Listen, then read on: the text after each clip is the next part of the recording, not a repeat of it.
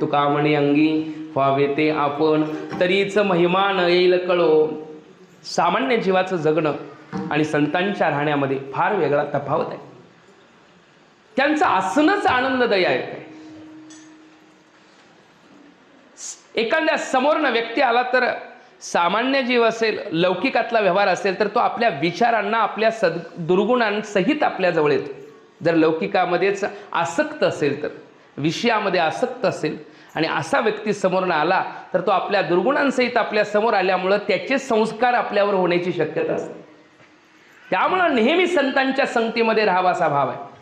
अंतकरणाची वृत्ती मलिनरहित व्हायचं असेल तर सत्संगतामुळं बैसता संतांचे संगती कळो आले कमळापती.